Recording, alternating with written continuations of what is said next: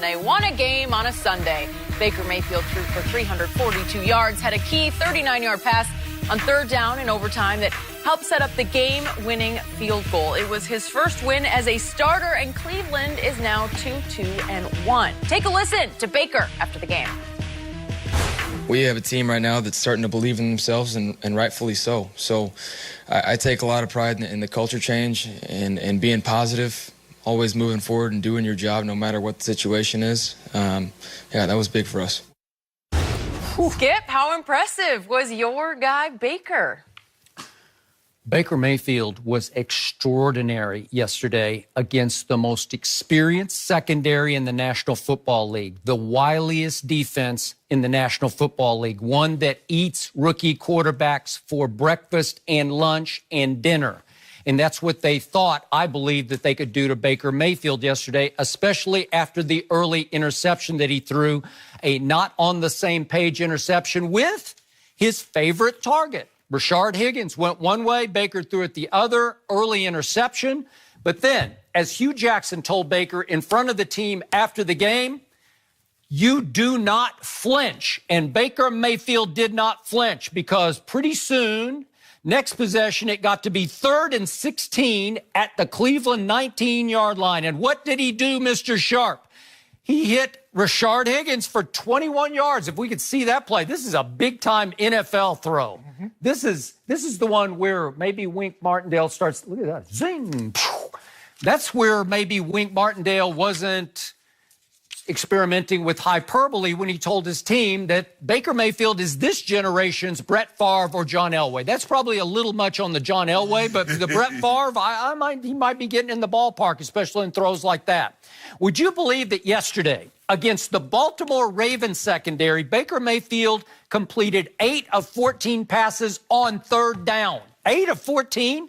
And he converted the one we just saw. That was 3rd and 16 with a 21-yarder. And he converted a 3rd and 10 with a 26-yarder and a 3rd and 2 with a 17-yarder. And finally, if we could see the play of the game, the one that won the game, on 3rd and 8, after he had lost his favorite target, Rashard Higgins, to a knee injury, he completed one to some kid, Derek Willis, undrafted out of Texas Tech, a rookie. Derek Willis, he completes one to him for 39 yards to basically set up the winning field goal to win the football game. And you want to talk about degree of difficulty? Check this out.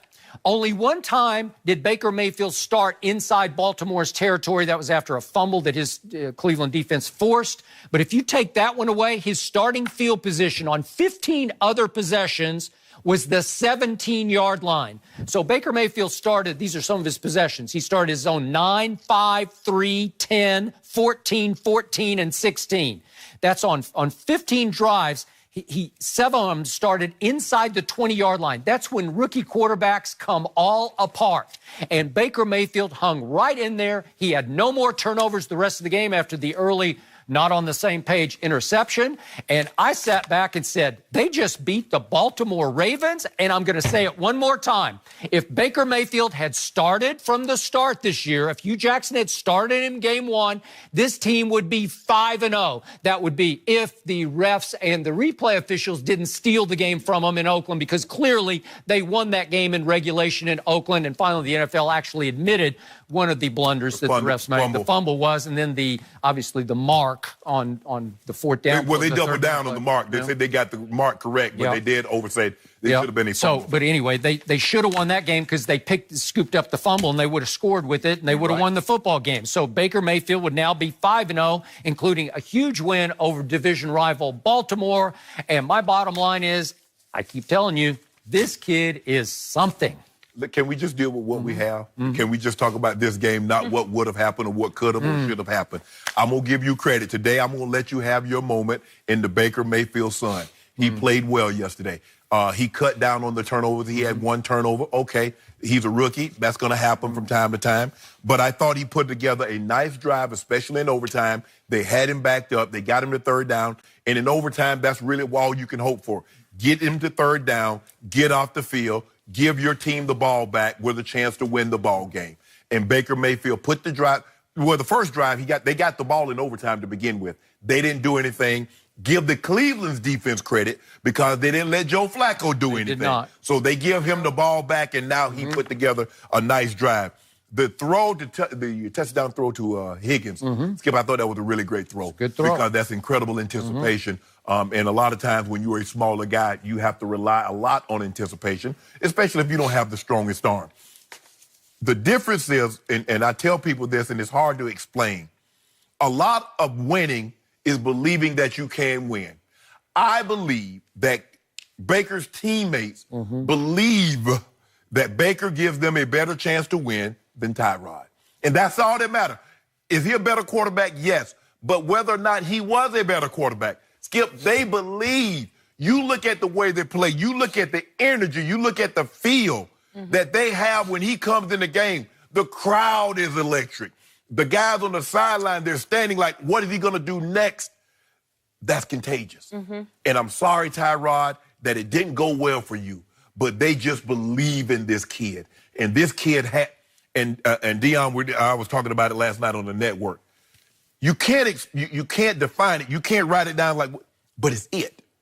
He has contagious charisma. Jenny Taft has been there and done that and experienced it firsthand. Contagious charisma. I just remember being in the huddle with John Elway when I was in Denver, Skip. And he's young, but I just believe no matter what the situation, 3rd and 19, John gonna make a play. We're gonna get this first down. I got it. But John didn't exude that sort of moxie quality, that sort of high energy. John was 6'3", 225. I mean, he was just a stud athlete who was going to make stud plays. Yeah, see, the thing is with him is that John had already built that resume. Yep. See, this kid doesn't have a resume. Now, there will come a time that he will not have to be rah-rah, jumping all around the head, but that might be his personality, a la Tom Brady. Yep. Tom Brady in year 19 is still headbutting Gronk. He's still headbutting Julian Edelman. So that might be Baker's calling card. Eventually, his resume will carry him, and so he won't have to be as rah-rah, come on, give these pep talks, although that's fine. If that's what he is, so be it. I'm going to give him credit. At first, we wanted to give him a letter grade. I was going to give him a B+. And the only reason I wouldn't give him an A, Skip, because of turnover. You know, I can't give you 100 if you get one question on the test wrong. But he played well. 342 in that situation, go to overtime, 1 and out. I mean, you get to a situation where you have the ball first. So now you punt the ball away. Now if they get in field goal range, kick a field goal, you lose the game. Give the Browns defense credit. But I thought Baker played well. He showed me something yesterday. This is something they can build on. They're gonna. Do I think we'll talk about that later. They might cause some people some concerns. They will. But I think because of their inexperience, I think that will be the only thing that could. Because I think they're a talented football team. They got guys that can make plays offensively, but Greg Williams has that defense flying around. Finally, they were not flying at Oakland when they gave up 565 yards and what was it, 40? Was it? I'm confusing it with the OU game, 48 to 45. Yeah, they gave up 40 plus. Well, and yet yesterday they re-locked in, they refocused, they came to play yesterday against a Baltimore team. I remind you. Ravens were on a roll. Flacco was playing at a high level. They had just gone to Pittsburgh and just cooked just destroyed them. And almost left them for dead, although we both thought that they would rally against Atlanta because Atlanta is so decimated on defense. Yes. So Pittsburgh bounced back, but the Ravens were not able to continue to maintain their momentum at Cleveland. And I think Cleveland is a dangerous team in this division. I'm not going to say they're going to win it, but with Baker Mayfield, anything is now possible for this team because it believes anything is possible. Well, they're the team with the least amount of experience. And I think that might be the thing that ultimately be their undoing, Skip. Because if you look at these other teams, they're a very veteran ball club at the quarterback position, at the coaching position. Now, Hugh's been a coach, but all these guys have been there for a substantial amount of time. If you think about it, Marvin's been there, 15, 16 years? John Harbaugh, like 9 or 10. And Mike Tomlin's been there 11 or 12. So I think the inexperience might catch up with them, but they're not going to be an easy out. Don't think you going to Cleveland or they're coming to your building. You're like, oh, these are the same Browns from 1 and 15, 0 and 16. They're not the same Browns. So after Hugh Jackson refused to let Baker Mayfield even compete for the job during camp and flat out gave the job to Tyrod to start game 1 and he game did beat 2. out Drew Stanton. That's something. That's an second accomplishment. string, and it was announced. He got he brought him in and said, "I congratulate you. You're my second string." Really? So after all that, Baker Mayfield is now saving Hugh's job. That's what's happening before your very eyes. He's saving his job too. Because how foolish had he go out there and lay an egg? How foolish would they have looked taking him with the first pick and he laying eggs? So he's saving himself also. Did he lay any eggs? I No. haven't seen him lay any. I think John Dorsey looks pretty genius. He does. For both Baker and Denzel Ward, who's playing at a high level. Well, Baltimore is about to maybe do a fatal blow, and Flacco throws an interception on the 1 yard line. All right. That changes the whole complexion of that ball game. But I give them credit for where that. we disagree is you say Baker's challenged with his arm. He has a whip of an arm. It's underestimated and underrated. The ball is leaving quickly and getting there quicker than you think it is. Okay. That's why he was able to do that against Baltimore. And Jenny, I think we just heard Shannon Sharp back off and say that he was wrong about Baker Mayfield. I believe that's what I just heard. Hold on, Skip. What? Skip, Did you hear that? Skip, he started 2 games. He started 2 games. Remember how you were on Dak that first year? He won 13 games and you put him in the Hall of Fame. I didn't put him in the Hall of Fame. I just said he played the greatest starting rookie quarterback season that's ever been played. No one's ever done that Has before. he been close to that since? Well, has the team deteriorated around him? Has it? No. Yeah. Did Dez go south last year and lead the league in drops? Yes, he did. And now you asking for Dez to come back. Yeah. Did Witten retire and go I to would the hear booth? you said, Yep, you he want did. Dez back? I told you, what did I say last week? I'm getting that desperate. Then Jerry said, nope, we're not going to do that. What is Jerry going to do? He doesn't do anything except sit back and watch, right? Nothing. Well, he's fiddling while Rome burns, right? What you want him to do, Skip? That's what he's doing. What would you have him to do right now? Well, Who's I don't out there know. on the street that's going to help them at the receiver position? He could fire his coordinator. That might shake things up. I don't know. But you still left with the same pieces at wide receiver. I'm trying to figure out what is he going to do with those wide receivers that could help. I don't know. I don't have a great answer for that. Except my guy Bryce Butler, he suited up yesterday, stood on the sidelines and played none. He was Dak's favorite target last year. He's their only deep threat.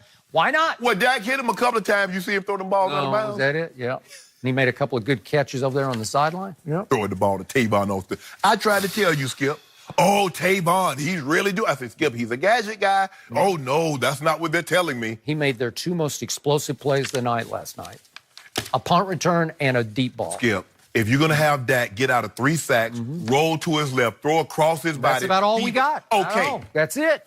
It's going to come down to that. And you got to stay close enough. It's got to be 16-16 so that play wins the game, right? But it did. Way to go. But it didn't. And we will talk a bit more about the Cowboys later, but I got to give you a break here. And you guys got to buckle up for this next story because the Giants lost to the Panthers yesterday, but the big story happened before.